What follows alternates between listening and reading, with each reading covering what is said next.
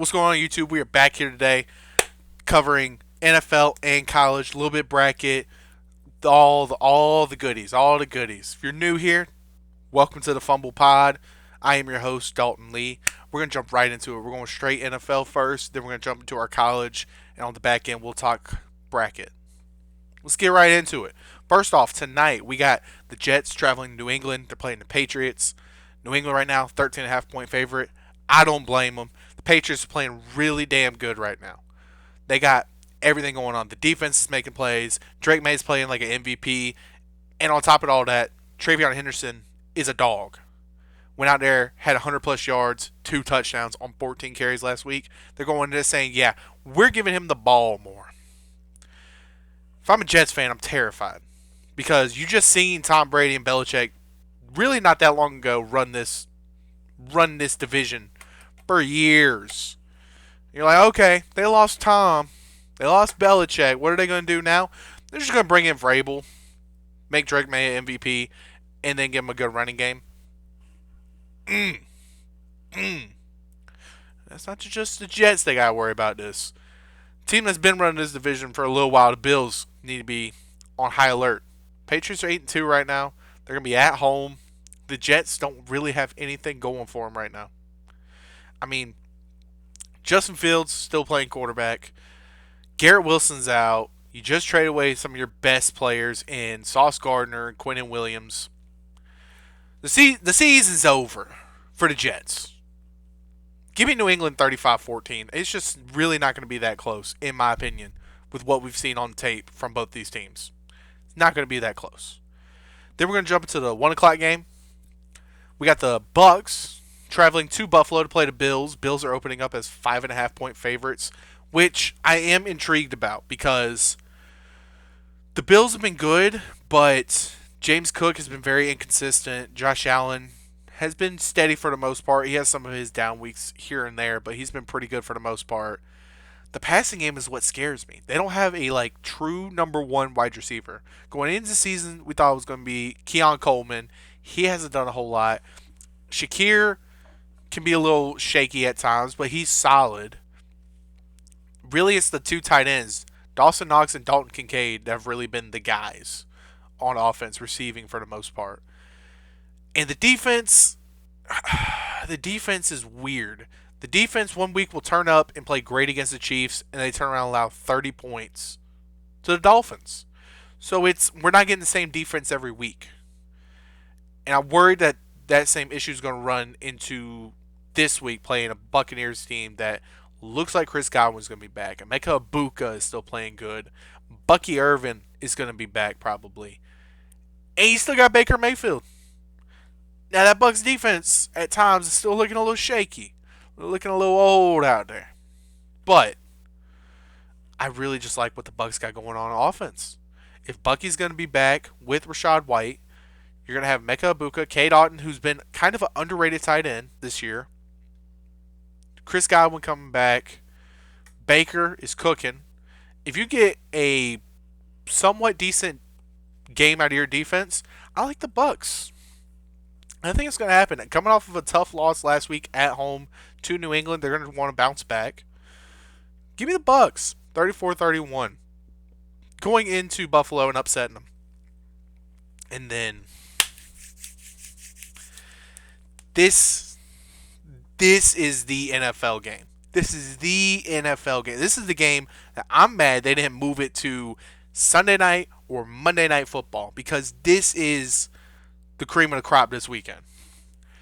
We have the 7-2 Seahawks traveling to Los Angeles to play the 7-2 Rams. Right now, the Rams are only a 3.5-point favorite, which I think is kind of a gimmick at home. But I'm excited about this game. I am excited about this game. We're going to watch 2 really good offenses play, 2 really good defenses play. We're going to watch a coaching masterclass, in my opinion. And this is just going to be great football. It's going to be great football. The only thing that kind of concerns me for either team really in this game is who's going to be healthier. Right? We've seen Puka Nacua get banged up a little bit. We've seen Devontae get banged up a little bit. Whereas Seahawks, for the most part, have been pretty healthy. For the most part. been pretty healthy, outside of maybe the offensive line a little bit, but they seem to be trending back in the right direction. I am going to give it to the Rams only because I think the offenses are pretty much similar. I understand Matthew Stafford's having an MVP year, 25 touchdowns, 2 picks, I believe. He's playing out of his mind. But so is Sam Darnold. Both got really good weapons. Both have good running games. Both have good defenses.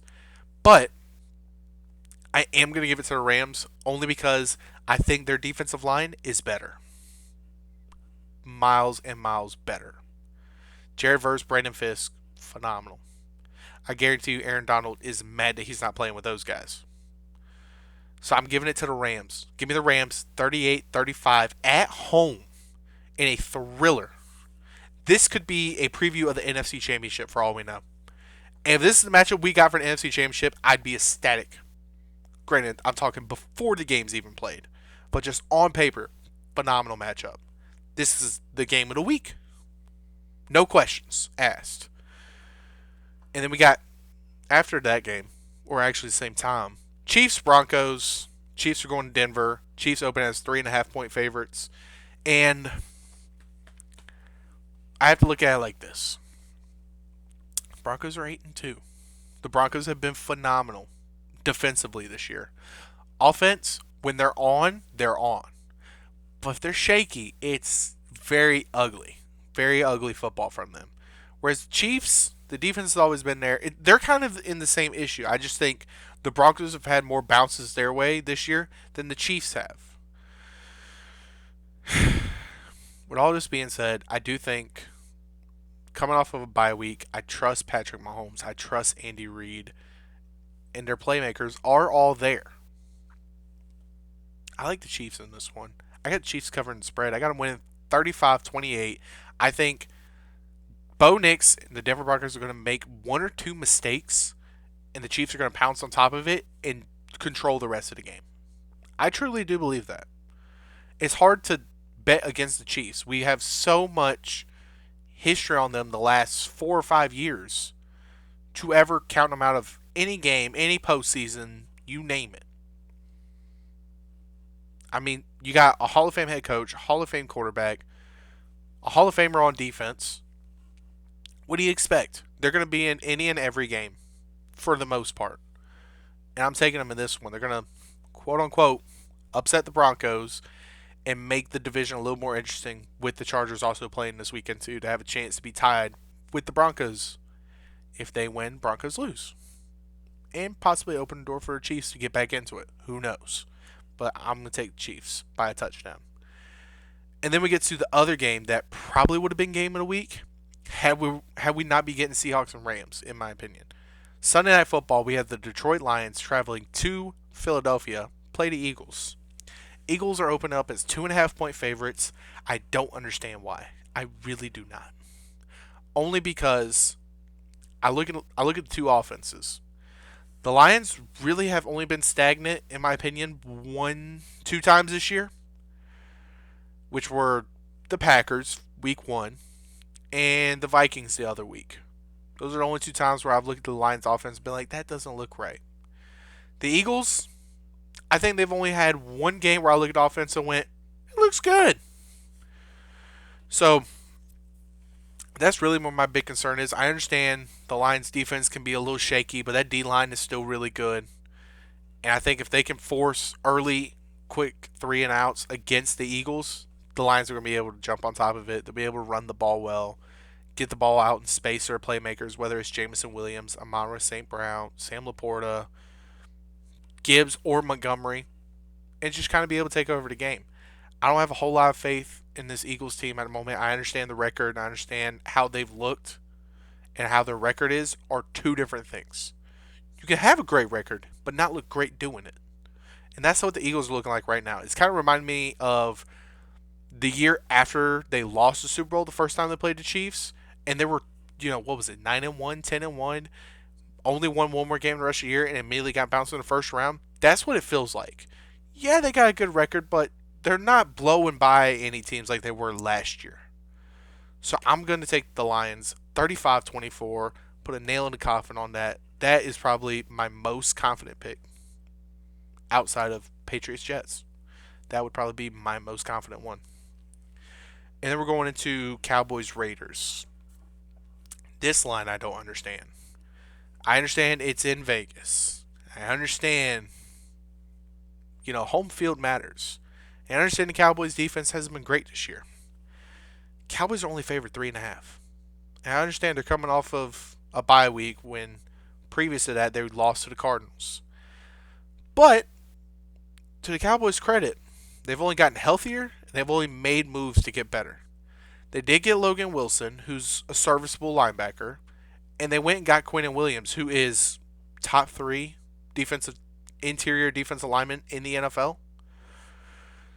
And they're getting healthier with, I believe, Overshown coming back and their 3rd round pick this year, former ECU DB Siobhan Revel coming back. Who knows what the Cowboys defense is going to look like after that? Maybe they're leaps and bounds better. The run defense has been pretty good. Pass defense is what's been really killing them. Maybe they get better between the linebacker and that additional corner. But it won't really matter if Quinnen Williams and Kenny Clark are able to do their job up front and constantly keep Geno Smith in disarray. So 3.5 is very low. I am hammering Cowboys this week. Give me the Cowboys 28-10. Dak Prescott has been putting up MVP numbers. He's still got CeeDee Lamb. He's still got George Pickens. Still got Jake Ferguson. He's got serviceable running backs in the backfield. The offensive line's a little questionable, but outside of Max Crosby, this Raiders defense isn't that good. They should put up some really good numbers. 28 might be low, but I like that number. Just for a solid, controlling win. 28-10.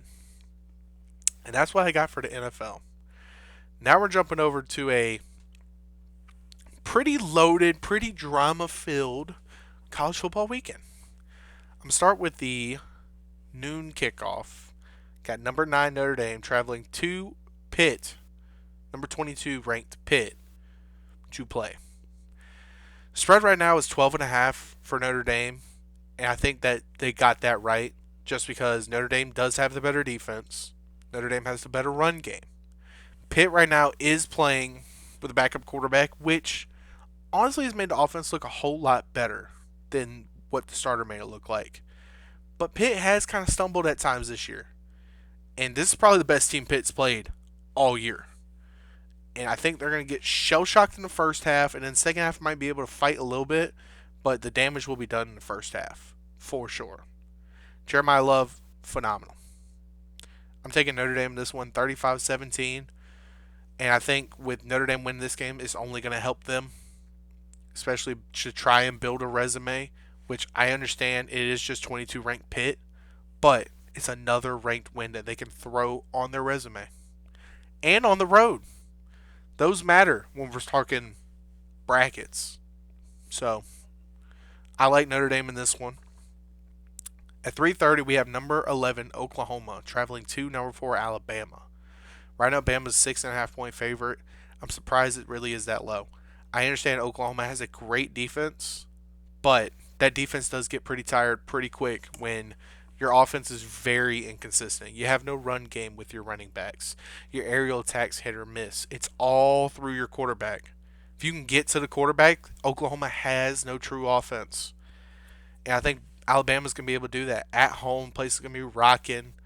We saw last year this game was the one that basically eliminated Alabama from the playoffs. So they're looking at home to handle business. And I think they got a quarterback that is able to do that. Ty Simpson has been phenomenal this year. He's putting his way into the Heisman talk and arguably could be top 2 in that Heisman talk. I think he is right now. I think it's a matter of between him and Fernando Mendoza. But Ty Simpson's able to do it all. He's playing point guard, but yet is able to go to the hole when need to, if that makes any sense. If you didn't understand that, what I'm saying is he can get the ball out to the playmakers, but if a play needs to be made and he can't get it out, he's making the play. He doesn't shy away from that moment. If he goes, "Oh, it's on me," and he goes and gets it done. I like Alabama in this one. I'm taking them 38-20, get a big win at home, and just boost their resume. It'll be their 6th total ranked win, 5th or 6th total ranked win. I mean, they'll be starting to have an argument to be like, we should be higher than 4 with only one loss, and that was coming at the very beginning of the year. And since then, have just one. I think it's a pretty good argument. I don't know if it'll work to get them any higher than 4 right now, but it's a very good argument, very good case to present, especially to the committee. Now, this other 331, I threw this in here just because I think it's a very, very interesting matchup that could be interesting in terms of potential playoff berths. You got number 21 Iowa going to Southern California to play number 17 USC. Right now, USC is a 6.5 point favorite. The reason why I say this is because when we look at the bracket, they've been very big on Big Ten, SEC. Right? So we got a classic Big Ten matchup here. We got a couple SEC matchups throughout this whole list. And what we've noticed is the bracket has been playing a lot into what's your record, and B, how does your conference look? And they're treating the upper to middle tiers of these SEC and Big Ten very heavily considered. Like, we're looking at a bracket where it could potentially be four to five from each conference, depending on how the rest of the season goes, that get in. Right? If you look at it, they got Alabama, Georgia, Ole Miss, potentially Texas, and Texas A&M, potentially. On top of potential teams on the outside looking in. Maybe a Vanderbilt sneaks in. Who knows? And you look at the Big Ten. You got Ohio State. You got Ohio State. You got Oregon. You got USC that could sneak in. You got Michigan that still has a path to get there. I mean, who knows? Who knows? Indiana, I mean, that's right there between those two. That's 10 teams. And I can see a world where it's potentially those 10 teams if a team like Notre Dame were to fall off. If they were to lose another game, I would see it being 5-5 and then your ACC and your other non-Power 5 school, per se. So I think for USC, this is a big game. You win this game, this is another ranked win you can add to your resume. And if somebody above you stumbles, you're able to slide right on in and have a chance.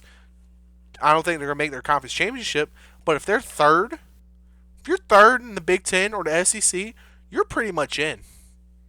Pretty much in. You won't have a bye. You might have a home game, but you're into the playoff. You get to dance at least. With that being said, I went on a little rant before I even got to the bracket. That's how exciting college football is right now and everything going on. But with the pick on this one, I do think USC is going to win this game.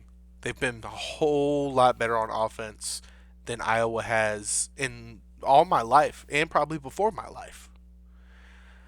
Iowa does have a really good defense. They've played really good week in and week out, but they're on the road. The weather's going to be good, so they can't just bank on, we can play down and dirty and gritty and have a chance to win this game. No. USC is going to be ready for aerial attack, all the theatrics. This might be a kitchen sink game for them because they got to win this one to keep their hopes alive, to dance. So I like USC in this one. I'm taking them 28-17. I do think Iowa will get some offense going just because they are so physical, but USC is going to be able to counter it with the amount of speed they have on the outside and just the quarterback play. The quarterback play is what's really going to come down to, and USC's quarterback is phenomenal. Phenomenal. I really like that guy. Then we got our two 7 o'clock games. This first one, you look out on paper, you're going, why are we talking about it? You got unranked Florida traveling to number 7 Ole Miss. Ole Miss 13.5 point favorite. The reason why I bring it up, because we had this game last year in Gainesville, in the swamp. Ole Miss was a favorite at a point in the season where they win that game, win their next one, they're into the college football playoff. And Ole Miss found a way to lose the game. And this was when Florida was starting to make their run to just be a better program. Now we're looking at this one. We're asking, does the same thing happen this year? And with the rumors swirling around that Lane Kiffin, could be looking at going to Florida, bigger, I would say a bigger market than Ole Miss, better recruiting, more money, XYZ, you throw it out there. I mean, for all we know, before this game takes place, he could be meeting with Florida. Talking numbers, talking the idea of it, who knows? So I do wonder, is Lane Kiffin ready to try and actually go to the playoff, or is he already kind of peeking at jobs, whether it's Florida, potentially LSU, maybe even Penn State? I doubt Penn State over Ole Miss, but potentially, who knows? If the dollar sign is right, who knows? With all this being said, I think they are going to be able to handle business, be able to win this game, but it's going to look rough. I'm taking Ole Miss 27-20. It's gonna look like an ugly game. Ole Miss will just have to be able to flex their coaching over Florida in this one just enough to win it. And for all I know, this could be the resume game that proves that, okay, Lane Kiffin, whatever dollar amount you want, you get, so on and so forth. But I am going to take Ole Miss to win this one 27-20. And basically, I would almost say put them into the playoff. I don't think they'd be there yet, but they'd be at that 95 to 98% chance to be in there. So they would basically be in as long as they handle business, win the game. Then we get to the 7:30 game. We have number 10 Texas traveling to number 5 Georgia. I feel like we've seen this matchup several times since Texas has joined the SEC. I believe this is already going to be the third time in 2 years. I'm not complaining. Love seeing two good programs go against each other. Georgia's a 6.5 point favorite. And honestly, I look at this game and I'm like, it's going to go one of two ways. It's going to be ugly or it's going to be close. Reason why I say it could get ugly, I don't know what Arch Manning we're going to get. Are we getting Arch Manning that played versus Kentucky, versus Ohio State, versus parts of the Oklahoma game, and other parts of the season? Or are we going to get the second half of the Oklahoma game, Texas? Are we getting the entire game of Vanderbilt Arch Manning?